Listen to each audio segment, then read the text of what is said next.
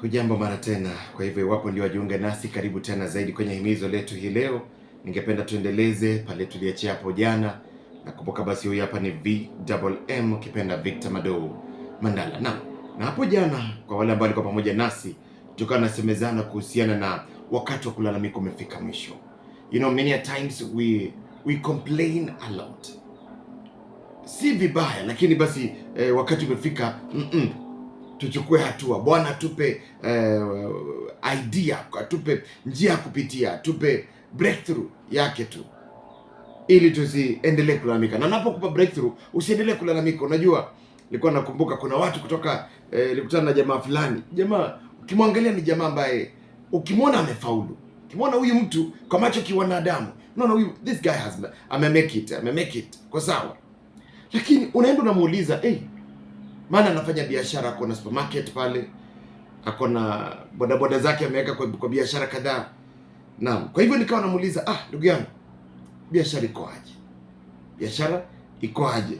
Alafu ananiambia, ni kung'ang'ana tu. Yaani unaona mtu amemake it, mtu anaendelea vizuri, alafu naye mwenyewe hataki kukiri kwamba ako sawa, anasema ni kung'ang'ana tu. Chana naye, nikaacha. Kwa hivyo kuna watu ambao hata wakati Mungu amekupa breakthrough, amekupa upenyo, amekupa njia ya kuponyokea na kufanya kile ambacho Mungu amekusudia, bado unalalamika tu. Unajua hii mafuta, unajua hii serikali. Anyway, wakati wa kulalamika umefika mwisho. Tuliongea hapo jana, ukajua kwamba Bwana anakufanyia njia ya kuponyoka na kusonga upande ule mwingine. Naam, niruhusu basi kwa ajili ya muda wetu, kama ulimiss ama ulikosa pale hapo jana, unaweza enda pale kwenye mtandao, unapata ujumbe huo kwa kirefu, na utapata ujumbe huo kwa kirefu, mpendwa msikilizaji, popote pale ulipo. Na ili usiachwe nyuma, hakikisha kama unapata ujumbe huo, hakikisha kwamba una subscribe pale. Kwa hivyo enenda pale kwenye mtandao wa YouTube, tafuta Victor Mandala Himizo ama Himizo na Victor Mandala, utapata ujumbe wetu pale moja kwa moja. Na unapopata kile ambacho anasema pale ni kwamba hakikisha kwamba umesubscribe pale, nitakuwa vema zaidi. Na kwa hivyo napozidi pale kwa kidogo tuendeleze pale ambapo tuliachia hapo jana. Tulisoma First Samuel chapter 16. Jana tulisoma verse 1 and 2. Niruhusu tuendelee, tuanzie tu hiyo verse 1 ndio upate kuelewa vizuri, tuende mpaka verse 7. Lakini kwa wakati wako unaweza endelea mpaka verse 13 ndio upate vizuri. Kwa hivyo Biblia inasemaje katika kitabu cha Samueli wa kwanza sura 16 kuanzia mstari wa kwanza? Cha tuone muda kiruhusu tusome kifungu hicho chote. Biblia inasema kwamba Bwana akamwambia Samueli, hata lini utamlilia Sauli ikiwa mimi nimemkataa asiwamiliki Israeli? Ijaze pembe yako mafuta uende, nami nitakupeleka kwa Yese Bethlehemu, maana nimejipatia mfalme katika wanawe. Mstari wa pili, Samueli akasema, nawezaje kwenda? Sauli akipata habari ataniua. Basi Bwana akasema, chukua ndama pamoja nawe, ukaseme, nimekuja ili kumtolea Bwana dhabihu. Ukamwite Yese aje kwenye dhabihu, nami nitakuonyesha utakayo tenda, nawe utamtia mafuta yule nitakayemtaja kwako. Samueli akafanya hayo aliyosema Bwana. Akaenda Bethlehemu, wakaja wazee wa mji kumlaki wakitetemeka, nao wakasema, je, umekuja kwa amani? Naye akasema, naam, kwa amani, nimekuja kumtolea Bwana dhabihu. Jitakaseni, njoni pamoja nami kwenye dhabihu. Akawatakasa Yese na wanawe, akawaita kwenye dhabihu. Na mstari wa 6, ikawa walipokuja alimtazama Eliabu, akasema, yakini Masihi wa Bwana yupo hapa mbele zake. Mstari wa 7, lakini Bwana akamwambia Samueli, usimtazame uso wake wala urefu wa kimo chake, kwa maana mimi nimemkataa. Bwana haangalii kama binadamu angaliavyo, maana wanadamu huitazama sura ya nje, bali Bwana hutazama moyo. Endelea na kifungu hicho mpaka mstari wa 13 unapata kwa kirefu, lakini niruhusu nifike tu pale kwa ajili ya muda. Baba Mungu, tunasema asante kwa neno lako, twalihimidi na kulitukuza jina lako, tunakuenzi. Tuomba kwamba Bwana ukapate kunena nasi na punguzi ili kuongezeka. Baba, shika usukani, maana wewe ni mwema. Asante Yesu, maana umetamalaki. Kwa jina la Yesu naomba nikiamini, amen, amen. Na napoangalia pale, mpendwa msikilizaji, unapata kwamba kuna huyu mtumishi wa Mungu Samueli ametokea pale, Mungu anamwelekeza ende ufanye kitu fulani. Akasema hiyo ni kama unajitakia kifungo cha maisha ama ni kujitakia kifo. Juu Mungu anamwambia hivi, huyu mfalme aliyopo nimemkataa, kwa hivyo nataka nikutie mafuta awe ni wewe. Unajua utafikaje tu mahali unajua hata nilisikia nikirudi tu hapa nchini tupate kunielewa vizuri, nilisikia upinzani wa humu nchini wakiongea ni kana kwamba wanaogopa kutaja nani flag bearer wao, kwa sababu of course moja hapa sababu ni wengi hawajaelewana, lakini jambo ambalo walikuwa wanatoa wazi, nakumbuka aliyekuwa naibu wa rais akisema kwamba tutamtaja ili aweze kuvamiwa na rais. Kwa hivyo wanaogopa, yani wanaogopa kwa sababu kuna rais ambaye ako madarakani. Mkitaja hapa yule ambaye ni mpinzani mwenye mnataka basi achukue uongozi kutoka kwake kupitia kwa njia ya kura, wanaona itakuwa ni hatari kidogo, wanangoja ifike wakati wa karibu. So na imagine sasa, wachana hii ni ya kupiga kura, na imagine sasa ile ambayo ni Mungu mwenyewe anasema kwamba nimemkataa Sauli. Sasa ifike mahali ambapo Daudi kijana tu mdogo hapo amechaguliwa.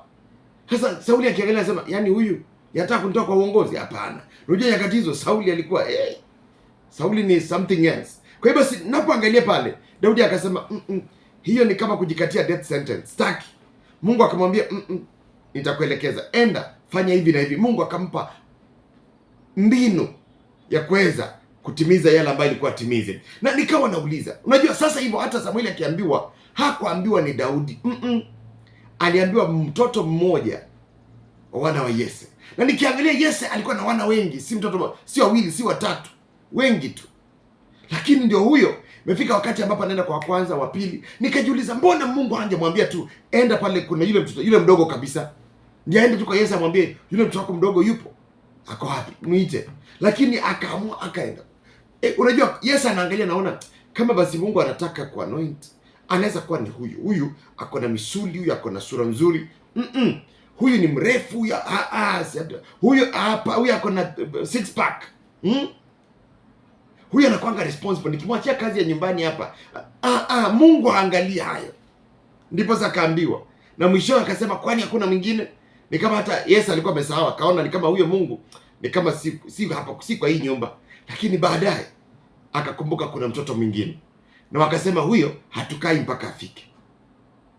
Naam, nikawa najiuliza, mbona tu Mungu hangemwambia enda utafuta? Maana si kwamba Mungu hakuwa anajua, God knew it all along. Lakini mbona hakuambia Samueli enda uulize mtoto Daudi? Mbona hakuambia Samueli enda uulize yule mtoto mdogo zaidi? Mbona akaacha Samueli apitie hayo yote? At times swali kama hilo tumejiuliza maishani, mpenda msikilizaji.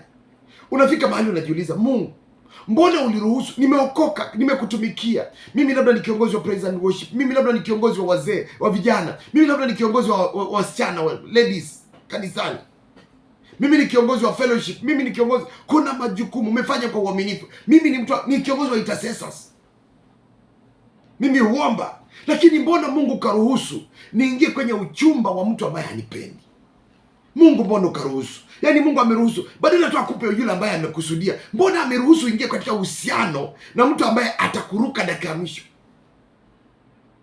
Umeweka moyo wako pale, unampenda, alafu ndio amekuruka tu, na ni ndugu tu pahali fulani. Si kwamba umechanganya miguu, si kwamba umecompromise in a way katika ujana wako. Wewe umebakia bikra, umebakia msichana ambaye ametunza ujana wake. Lakini mbona akuruhusu? Umebakia kijana ambaye umetunza ujana wako. Mbona ruhusu upate binti ambaye dakika ya mwisho ukipata kujua habari yake najiuliza, kwani mbona sikujua haya yote? Mbona Mungu aruhusu? At times kuna vitu fanyika mpaka unajiuliza why? Mbona Mungu aruhusu uanzishe kanisa pale ambapo utafika mahali wakufurushe, wanakufukuza pale? Yaani uko na washirika 50 lakini una pale pa kuwapeleka muabudu. Kuna askofu nilikuwa naye hapo wakatani, hakuelezea yote. Of course kuna mambo najua kumuhusu, historia yake kidogo. Kuna ambaye alisema, nakumbuka kwa ambaye tulikuwa nasikiza, alisema alikosa nguo za kwenda shule ya theolojia, mpaka akaenda kumwombea nguo, akapata nguo za kina dada. Trouser alisema mguu ilikuwa inakaa ndani kama kengele, kwa sababu ni zile hazifiki chini na ni wide huku chini, na unajua wacha niache pale. Kwa hivyo akasema hivi, kuna wakati pia alikuwa ameanzisha kanisa, na baada ya kuanzisha kanisa akafika mahali, kwa sababu hakuwa amelipa rent, Mwenye nyumba akakuja akatoa viti zake nje, akafunga, akaweka padlock. Baada ya kutoa viti zake nje, viti zilikuwa pale za kanisa, machokoshi wakapita, wakabeba viti wakaenda nazo. Viti zote zilikuwa viti tu kadhaa, wakabeba viti wakapita nazo. Pasta anakuja, Sunday imefika, washirika wapo, lakini pa kuabudia hakuna. Kanisa lilikuwa wapi? Alikuwa ameanzia kanisa I think Korokocho. Yes, Coach. Watu wa Coach unajua, watu wa Korokocho pale. Kwa hiyo basi akawa anajiuliza, mbona, yani ungefika hapo ungeanza kujiuliza, Mungu mbona umeruhusu nifike mahala ambapo nimeanzisha kanisa alafu ndio hapa niko na washirika lakini nitawapeleka wapi? God, why did you allow that? Si kwamba hujaniita. Mungu, nimesikia ukiniita na ukanielekeza. Alikuwa amefungua kanisa wapi? Alikuwa na kanisa kule Loitoktok, lakini Mungu akamwelekeza akamwambia nataka kufungua kanisa Nairobi. Na Nairobi hajui mtu. Hiyo kanisa Loitoktok akapatia mchungaji mwingine, akahandover kwa mwingine. Kanisa inafanya vizuri, akaiachia mwingine. Lakini akatoka nenda Nairobi kufungua kanisa, pahala hajui. Mpaka na saa hizo anajiuliza, Mungu mbona ukaruhusu hayo? Naongea na watu ambao mna maswali mengi. Mungu mbona ukaruhusu mume wangu akaaga dunia? Mungu mbona ukaruhusu? Kuna vitu, maswali mengi tu ambayo unauliza. Lakini zaidi pia naangalia kwa yule ambaye ni mlokole, unajiuliza, Mungu mbona ukaruhusu nifungue biashara ambayo unajua kwamba nitapotezea pesa zangu ndani? You know, sometimes God allows with a reason. Unapoangalia, tukirudi kwenye maandiko, katika nyumba ya Yese, what if Mungu angekuja tu na anoint Daudi? Samueli angekuja tu na anoint Daudi peke yake. Angesema hapa kuna, lakini wakati ambapo hiyo horn walikuwa wanachukua, akijaribu kumwaga mafuta kwa mmoja inakataa, kwa mwingine ikakataa, kwa mmoja. Naamini hivi, haya ni mawazo yangu tu kudadisi swala hili, kwamba huenda labda ingefanyika tu hivyo, ndugu zake wangefika mahali wasema hapana, huyu amependelewa tu, huyu ni kama vile baba anampenda pia amependelewa tu. Lakini walipowekelewa hao na ikakataa, wakafika mahali wakajua kweli si yetu, ni ya Daudi, hiyo si yetu. Kwa hivyo wakafika mahali it was easy to accept kuliko kama ingeendea tu Daudi mwanzoni. Na angalia, ingefanyika kama Yusufu. Unajua Yusufu wakati ambapo alikuwa ameota ndoto na kadhalika, ilifika mahali ndugu zake wakamchukia. Lakini watifu, unaona kama hivi wakati imefanyika kwao imekataa kutoka. Kwa hivyo hata wenyewe kaona kweli hii imekataa. So ikabidi wakubali. So hawangemletea vita. So sometimes Mungu anaruhusu ujiingize. You know, kuna wakati ambapo unaweza jiingiza kwa uchumba, upate huyo mtu akupendi. Ndipo utakapopata yule atakayekupenda, you will appreciate upendo ambao anakupa. Lakini maybe ungepata tu yule mtu anakupenda mwanzo, ungefika mahali take for granted. Maybe hiyo ndoa haingedumu. Ungeoana sasa. So umepata uchumba. Kwa hivyo ndipo kuna uchumba. Unafika mahali lakini Mungu, kwa sababu God allows with a reason. Maybe kuna maswali mengi unajiuliza, mpendwa msikilizaji, mbona Mungu akaruhusu hivi? Mbona hivi na vile? Hiyo ni maswali ambayo yanahusu labda ni huduma, yanahusu labda afya yako, yanahusu uhusiano, yanahusu chochote kile. Jua kwamba Mungu ameruhusu kila ameruhusu. Iwe ni biashara yako na kadhalika. Kazi, unapata mdosi mwingine anakuharas tu, unashindwa kwa nini? Ndipo anakusumbua hivyo. Mungu ameruhusu hivyo na kusudi. Sasa Mungu, kwa nini ameruhusu? Huyu si hage dunia. Paka unaanza kuomba maombi baya. Huyu Mungu si ahamishwe, huyu si afutwe kazi.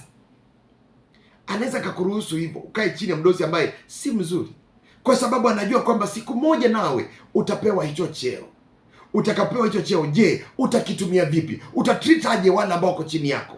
Will you treat them the same way anakutreat? Kwa hivyo unafika mahali kuna some things ambazo Mungu utaka ujifunze in hard way. Una mchungaji ambaye ako so hard on you, unashindwa huyu mchungaji, lakini Mungu amekwambia hapo ndipo takaa.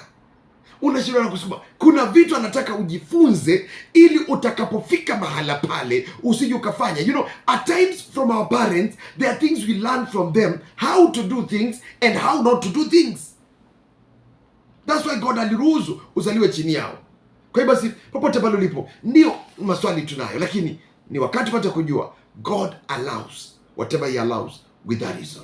Yote utendeka kwa wema kwa wanaomtumainia Bwana. Kwa hivyo usikate tamaa. Wakati mwingine tu anataka uharden, wakati mwingine anataka ujifunze, wakati mwingine anataka kupunguzia vita. Maybe ungeenda tu direct ungepata vita. Kwa hivyo unalia, kumbe ungejiingiza kwa vita. Maybe gari ambalo unakimbilia unataka kupata, Mungu ameruhusu. Yaani unapata gari hivi lakini anasema patia mtu mwingine, unashindwa. Mungu ni wa ajabu. God does what he does with that reason. Kwa hivyo usikate tamaa. Kwa ajili ya muda ruhusu nifike tu pale, mpendwa msikilizaji. Bwana akutende wema, lakini kumbuka hivi, ameruhusu na kusudi. Usikate tamaa. Mimi hapa ni VMM, ukipenda Victor Mandala. Basi nashukuru sana kwa pamoja nawe. Ni wakati tuweze kutoa matoleo yetu, tutoe sadaka zetu. Kwa hivyo enenda kwa simu yako mpendwa msikilizaji na mpendwa mtazamaji, tuweze kutoa pale sadaka zetu, nitakuwa vema zaidi. Maana maandiko yanasemaje? Maandiko yanasema kwamba ibada haijakamilika pasipo matoleo. Kwa hivyo basi enenda kwa simu yako, enda kwa simu yako mpendwa pale uweze kutoa kila ambacho Bwana amekusudia, na itakuwa vema zaidi. Kwa hivyo iwe ni sadaka tu. Unajua ibada haijakamilika pasipo matoleo. Kwa hivyo toe sadaka zetu kwa uaminifu. Enenda kwa simu yako ambapo unatuma hela zako kwa nambari yetu hapa studioni, ni itakuwa vema zaidi tu support kazi ya Bwana. Kwa hivyo tuma pale sadaka yako kwa muabudu tu Mungu na matoleo yako. Na vile vile pia ungependa kutoa labda ni tithe. Tithe ni fungu la 10. Na ukisoma Biblia inasema vipi? Ni jaribuni kwa njia namna hii. Njia ipi? Kwa waaminifu katika matoleo ya fungu la 10 na matoleo mengine. Kwa hivyo ni vema tuweze kutoa sadaka zetu pale, nitakuwa vema zaidi. Kwa hivyo toa pale kwa uaminifu. Fungu la 10 ni 10% of your income. Amesema kwamba atafungua madirisha mbinguni kutumwagia baraka zaidi ya baraka nyingi tu, na zaidi pia azuie mharibifu. Kwa hivyo ni wakati tuweze kutoa pale matoleo yetu. Na vile vile pia kuna yule ambaye anataka kutoa sadaka ya shukrani, kumwambia tu Bwana asante. Ama pia kuna yule ambaye angependa, kuna nadhiri uliweka mbele zake Bwana, ungependa kutoa pale, ama kusupport ministry hii, wasema injili izidi kusonga mbele, kuzidi kwa hewani na kufanya huduma hii inagharimu. Na hivyo basi popote pale ulipo, tushikane mikono, tuhubiri injili hii kwa pamoja. Kwa hivyo enenda kwa simu yako, tuweze kutoa hela zetu, tuweze kutoa sadaka zetu kwa njia hii. Acha nikujuze ni vipi utatoa. Kwa hivyo hakikisha kama umetoa kalamu yako, andike chini, ama utoe simu, toa note pale, ili nikupe nambari ya kutuma sadaka yako.